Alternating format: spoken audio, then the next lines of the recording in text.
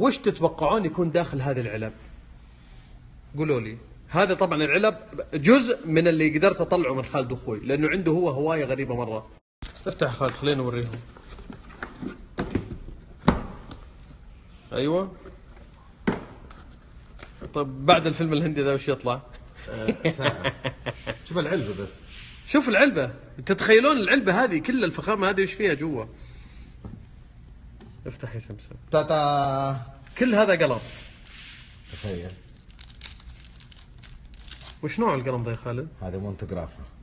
هذا هاند ميد. باليد. هذا زي الرخام. وهذا ايش فضة اللي وهذا فضة. تخيل هنا. اوريك شيء هنا. هذا القطعة اللي تصنعت منه. يعني هالقلم ذا تصنع من ذي هالمادة ذي. والله عجيب يا خالد. يجي منه ذهب ويجي منه فضة. أنا أيد الفضة. وهذه الشهادة تبين عدد الأقلام. أوكي. وش وضعها. وهذا رقم القلم اللي عندي 314 من 1000 قلم بالعالم. وهذه وش يا خالد؟ هذه الشركة اسمها مونتوغرافا، نفس الشركة الأولى، بس هذا القلم مسوينه لصوفيا لورين، ممثلة إيطالية مشهورة. هذه شركة وش أساسا؟ إيطالية. طب ورينا القلم بالله تكفى. هذا رقمه 403 من 1934. ليش؟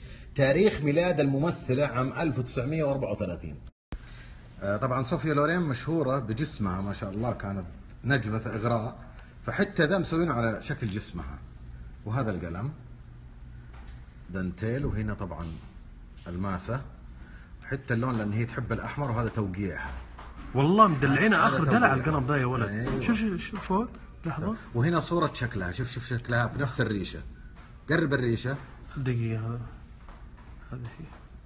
هذا القلم يا خالد. هذا شركة اسمها فيسكونتي، تعتبر من ثاني أفضل شركات الأقلام في إيطاليا.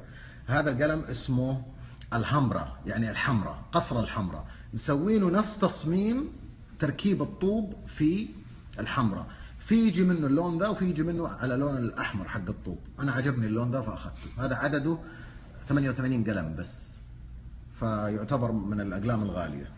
هشام، زي ما في شركات متخصصة في المجوهرات، في الساعات، هذه شركات متخصصة في الأقلام.